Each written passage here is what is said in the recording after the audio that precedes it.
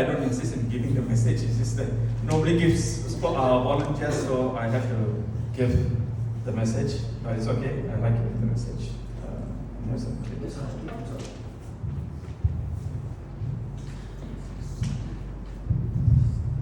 All right, I thought I want to share with you some stories and then share with you what Swami had said.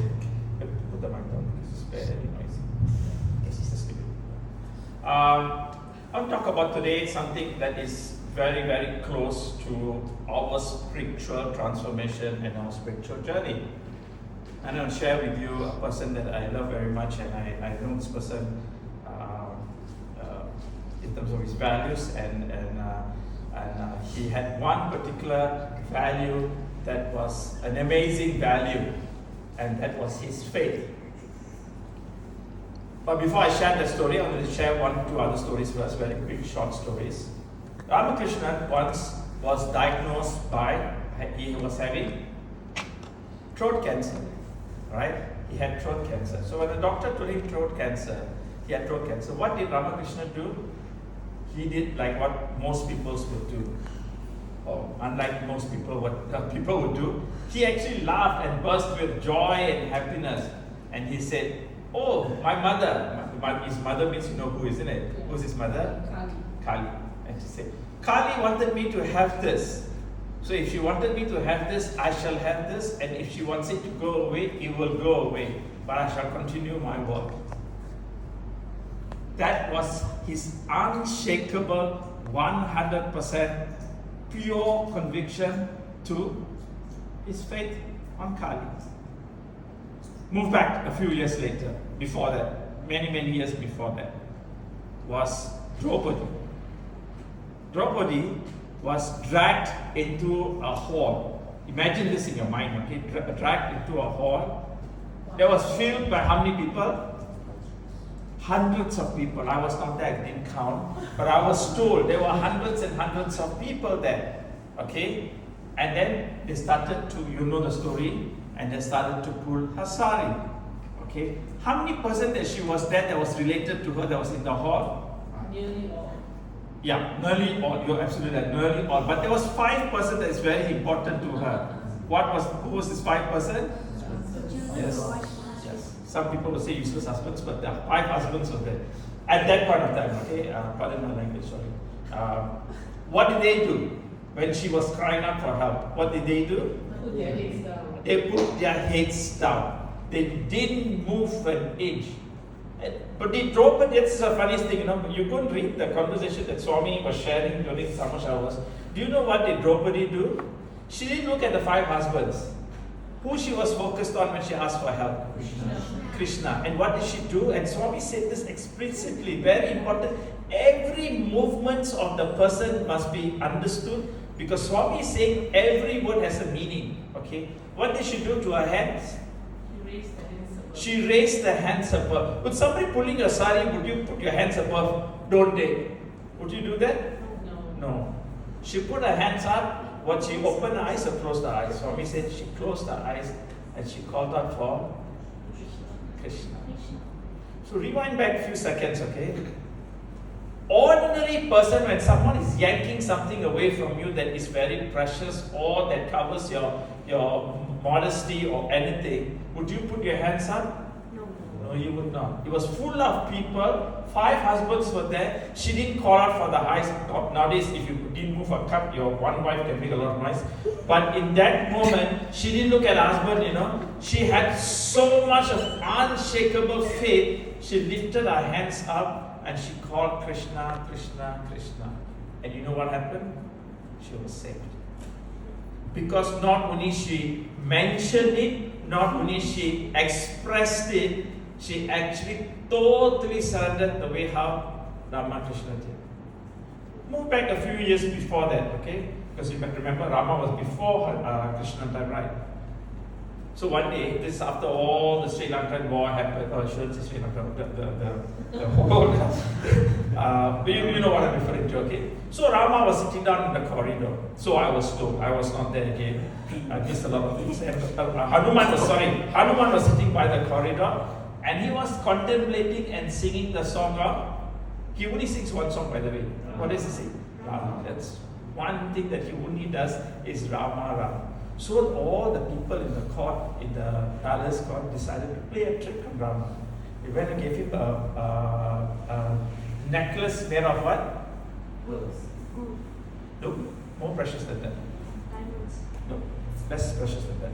Pearls. Yeah. They gave him a pearls and said, look, this is Sitama's most favorite pearls that Rama had procured for her. And this is the most valuable for her from Rama. Can you guard this? And they gave it to him. Within split seconds, he asked only one question. Did Rama give this? She said, yes, this is Rama's most precious gift to Sita. Can you guard it? And then what did Hanuman do? You all know what he did? He bit each of the pearl to pieces to see whether Rama was inside the pearl. Because if Rama is not in the pearl, it's not worthy to be on Sita's thing. And he broke all the pearls. I was not there what happened after that. Again, but that was his Hanuman's total 100% faith in Rama, that everything that he sees has to be Hanuman. Then the court people asked him, why did you break the pearls? What did you do? We just were playing a prank on you, and this belongs to Sita, and the most precious thing, I want to see Hanuman inside. You think what? Hanuman will be inside the pearl? He said, anything that belongs to Rama will have Rama inside. And he said, show me, if you say so, show me. And guess what Hanuman does? This is the scene where Hanuman tears open his chest and sees Rama sitting inside. Now come back to present moment. Few years, not few years, 1,000 years later, there's this person that I know very much who has an unshakable faith in God. Has unshakable faith in Swami and totally unshakable faith in Murugan, that sometimes he will get into a lot of trouble with his family because of his tremendous, blind, total faith in God. And he used to get scolded sometimes from the family because of his focus, talking about is my father.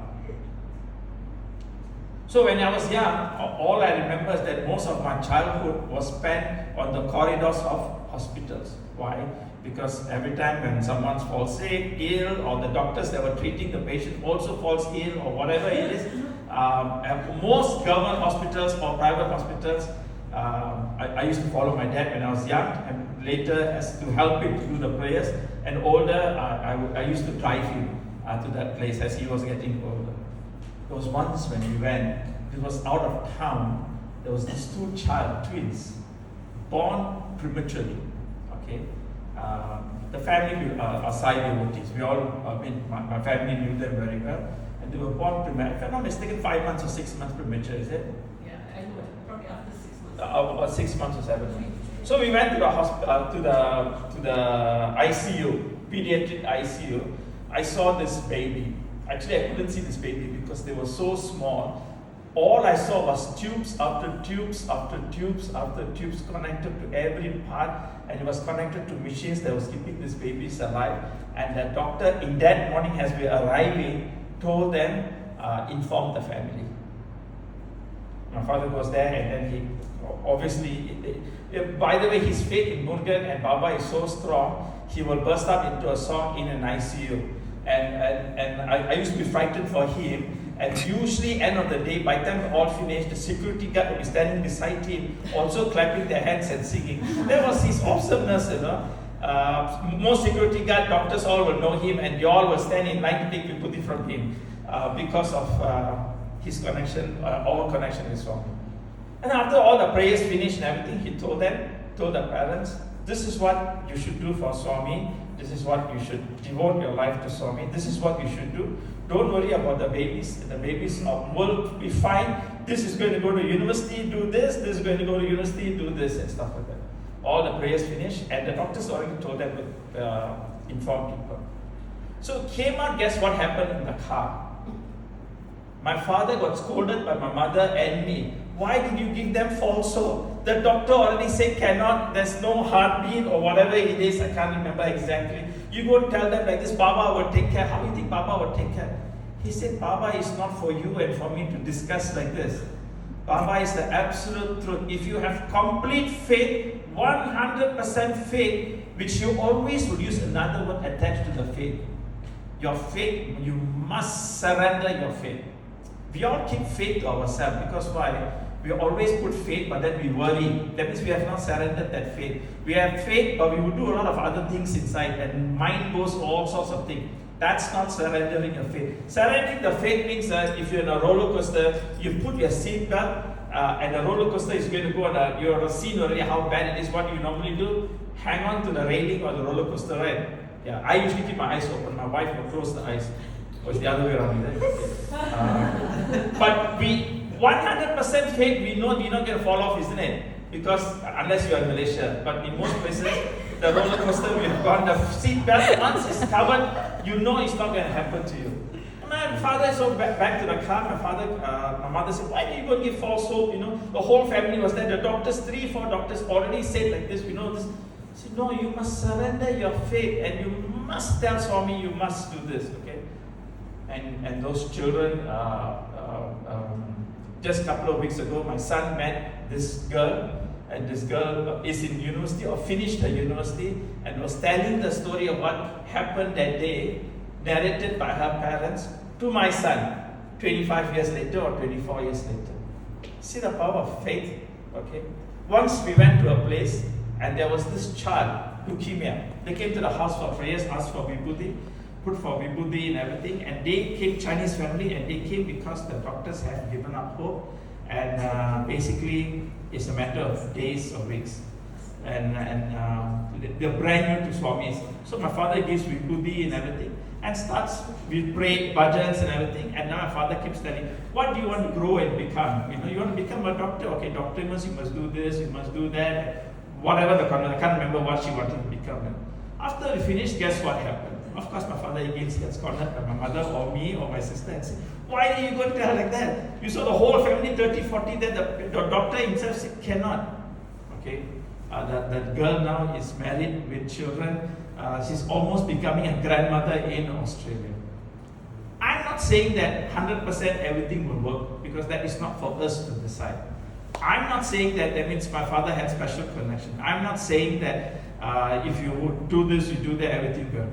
All I'm asking is that, do we have faith that we can surrender to God? Do we have faith to surrender to God? That's the most, you know what Swami said? Faith without surrender, no, devotion without faith is meaningless.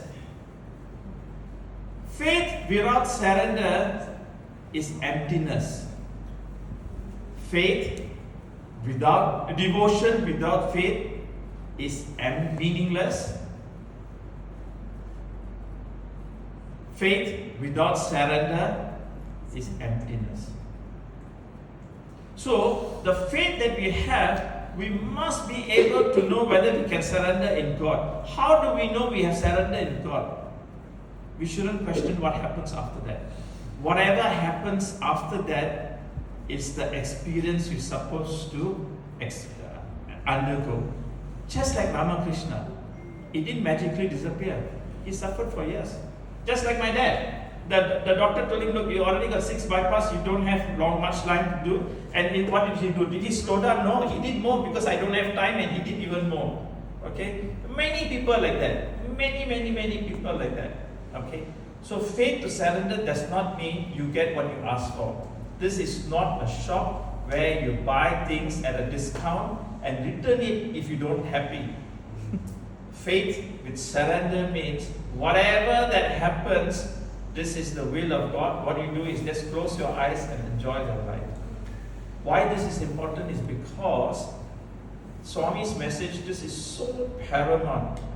Unless we understand this, the entire journey of the spiritual is almost as if we are taking a part of emptiness. So to children, surrender the faith means study as much as you can without conviction, But you should not worry about what's going to happen in the future. Leave that to Him. And to all of us, some of us are undergoing health issues, some of us are going through work issues, some of us are going through mental torture. And while you're going through mental torture, some people will come and tell you, oh, don't worry, this is 7 years more, you have to go. Instead of telling them, already 1 year passed, you got 6 years to go, after that everything will be alright. That's how they give you comfort, you know. And do this and do that. You do whatever you want to do earthly, okay? But keep boiling down every day to ask you, have I surrendered my faith at the lotus feet of Bhagavan Sri Satya Sai Baba? If you have done that, then your roller coaster ride will be enjoyable and you have total happiness knowing that He's got you covered. Those words, thank you, Sai Ram.